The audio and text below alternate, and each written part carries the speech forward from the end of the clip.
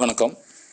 இன்றைக்கான பதிவில் நம்ம பார்க்க போகிறது வீட்டில் ஒரு பழத்தோட்டம் பகுதி 2.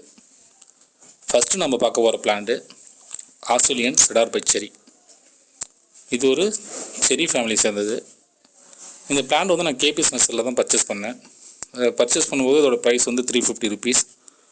ஒரு 4 மந்த்து முன்னாடி தான் பர்ச்சேஸ் பண்ணேன். பர்ச்சேஸ் பண்ணும்போது பூக்களோடையும் காய்களோடையும் தான் அனுப்பியிருந்தாங்க. வந்து என்னோடய தோட்டத்தில் நான் பிளானிங் பண்ணியே ஒரு 4-5 ஃப்ரூட்ஸ் எனக்கு கிடச்சிது. அதுக்கப்புறம் ஃப்ரூட்ஸ் எதுவுமே இல்லை. நான் அதுக்கப்புறம் பிளானிங் பண்ணி வெயிட் பண்ணிகிட்டு இருந்தேன். அதுக்கப்புறம் ஒரு சில பிஞ்சுகள் தான் எடுக்க ஆரம்பிச்சு. அதுவும் எனக்கு எதுவுமே கிடைக்கல. எல்லாமே இந்த பறவைகள் சாப்பிடுச்சு. இப்போ மறுபடியும் தான் இப்போ நல்லா க்ரோத் ஆகி மறுபடியும் நிறைய பிஞ்சுகள் எடுக்க ஆரம்பிச்சிருக்கு.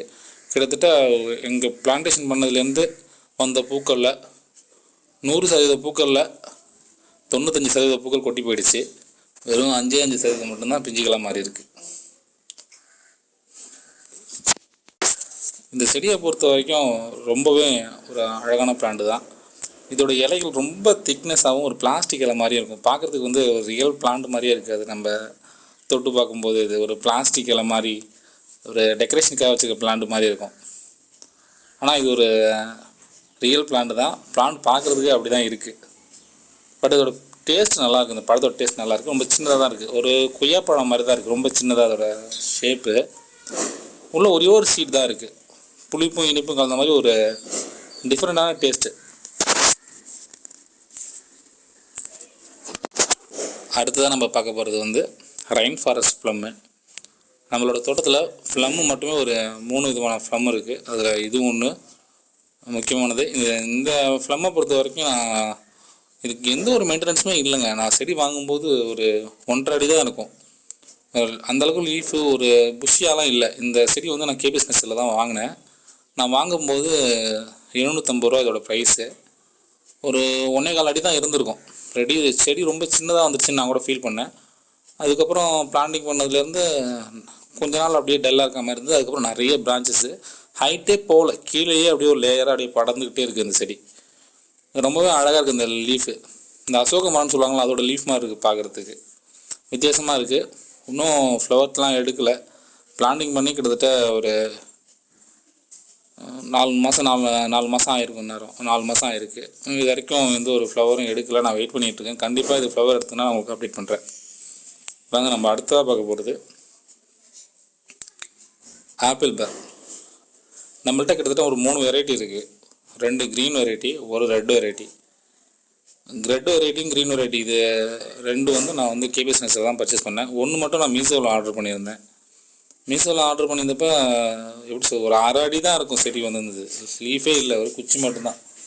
வேஸ்ட்டு தூக்கி போடலான்னு நினச்சேன். சரி இருந்தாலும் நட்டு வச்சேன். அதுலேருந்து வந்தது தான் இந்த பெரிய செடி. ஸ்டார்டிங் நிறைய காய் எடுத்துச்சு, எக்கச்சக்க காய் எடுத்துச்சு. அப்போலாம் இந்த யூடியூப் சேனல் நான் க்ரியேட் பண்ணலை. அதனால் வீடியோஸ் எதுவும் எடுக்கிற ஐடியா இல்லை. ஆனால் நிறைய எடுத்துச்சு, காய் நிறைய எடுத்துச்சு. கிட்டத்தட்ட ஒரு 100 காய்க்கு மேலே நான் பறிச்சிருப்பேன். அதில் பெரும்பான்மையான காய்கள்லாம் பூச்சி தான் இருந்துச்சு. உள்ளே நிறைய காய்கள் பூச்சி இருந்துச்சு, சாப்பிட முடியல. எல்லாத்துலேயுமே புழு இருந்துச்சு. எதனால் அப்படி ஆணிச்சுன்னு தெரியல. இது சம்மந்தமாக உங்களுக்கு யாராச்சும் அது தெரிஞ்சுன்னா கொஞ்சம் கமெண்டில் சொல்லுங்கள். ஃபர்தராக இதுக்கு ஒரு சில அந்த மீன் அம்பளம் இதெல்லாம் கொஞ்சம் கொடுத்துக்கிட்டு இருக்கேன். அடுத்த ஈல்ட்லையாச்சும் பூச்சி இல்லாமல் பழம் எடுக்க முடியுதான்னு சொல்லிட்டு பார்க்கலான்னு சொல்லிட்டு பார்ப்போம். அடுத்த ஈல்டில் பூச்சி இல்லாமல் பழம் இருக்கா வருதா அப்படின்னு சொல்லிட்டு பார்த்து நான் அப்டேட் பண்ணுறேன். நெக்ஸ்ட்டு நம்ம பார்க்க போகிறது உட் ஆப்பிள். இந்த உட் ஆப்பிள் பிளான்ட்டும் நான் வந்து கேபிஎஸ் நர்சரியில் தான் பர்ச்சேஸ் பண்ணேன். பர்ச்சேஸ் பண்ணுறப்போ ஒரு 1.5 அடி தான் இருந்துச்சு இந்த பிளான்ட்டு. ஒரு பெயிண்ட் வாலியில் தான் இதையும் பிளான்டேஷன் பண்ணேன். பிளான்டேஷன் பண்ணி ஒரு 3 மாதத்துக்கு எந்த ஒரு நியூ லீஃபும் கிடையாது. எப்படி நட்டனோ அதே மாதிரி தான் இருந்துச்சு. எந்த ஒரு முன்னேற்றமும் கிடையாது. என்னடா அது சரி வேஸ்ட்டு பண்ணுறதுக்கு வாங்கினதே அப்படின்னு நினச்சிட்டேன். சரி ஒருவேளை மண்கலவையில் வச்சு பிரச்சனை இருந்தாலும் இருக்கும், நம்ம மண்கலவையை மாற்றி பார்ப்போம் அப்படின்னு சொல்லிட்டு செடியை மறுபடியும் அந்த தொட்டிலேருந்து வெளியில் எடுத்து பார்க்குறேன். புது வேறு எதுவுமே வெளில வரல. நான் எந்த அந்த மண்ணோட வச்சுனோ பேக்கிங் மண்ணோட அதே மண்ணோட அப்படியே இருக்குது. எந்த ஒரு லீஃபும் அந்த மண்ணை தாண்டி வெளியில் வரவே இல்லை. அப்போ தான் செக் பண்ணி பார்த்தா அந்த மண் ரொம்ப இறுகி போயிருக்கு. இதனால தான் ரூட் வரல பாருங்கன்னு சொல்லிட்டு அப்புறம் அந்த மண் எல்லாத்தையும் ரிமூவ் பண்ணிவிட்டு ஒரு பாதிக்கு மேலே மண்ணை ரிமூவ் பண்ணிவிட்டு புது ஒரு பாட் மிக்ஸ் ரெடி பண்ணி செம்மண் நிறையா இருக்க மாதிரியும் கோகோ போட்டு மிக்ஸ் பண்ணியும் வேர் ஃப்ரீயாக போகிற மாதிரி நட்டு வச்சு தண்ணி மட்டும்தான் கொடுத்துட்ருக்கேன், நிழலில் தான் வச்சுருந்தேன். நல்ல ரிசல்ட்டுங்க. உடனே துளிர் எடுத்துச்சு, நிறைய பூக்கள் வச்சுது. இப்போ நிறைய பிஞ்சுகளும் வச்சுருக்கு. அந்த பிஞ்சுகளை நான் அலோவ் பண்ண போகிறதில்ல, ஒரு ஆசைக்காக பார்த்துட்ருக்கேன். ஏன்னா செடி ரொம்ப சின்னதாக இருக்குது. இப்போயே பிஞ்சுகள் அலோவ் பண்ணால் க்ரோத் இல்லாமல் போயிடும்.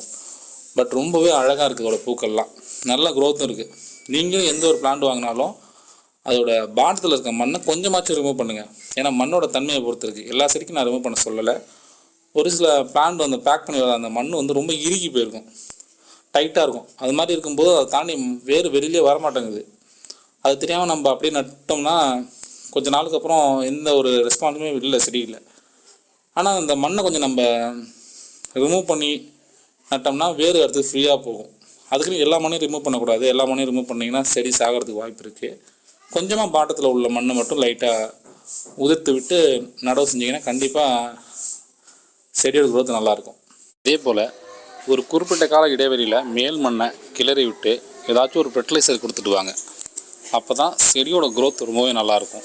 நம்ம எந்த ஒரு ஃபெர்டிலைசரும் கொடுக்காமல் இருந்தோம்னா செடியோட வளர்ச்சி இருக்கும், ஆனால் நம்ம எதிர்பார்த்த வளர்ச்சி இருக்காது. மேலும் இது போன்ற வீடியோக்களை பார்க்குறதுக்கு நம்மளோட சேனலை சப்ஸ்கிரைப் பண்ணுங்கள், லைக் பண்ணுங்கள், உங்களோட கருத்துக்களை கமெண்ட் பாக்ஸில் கமெண்ட் பண்ணுங்கள். நன்றி.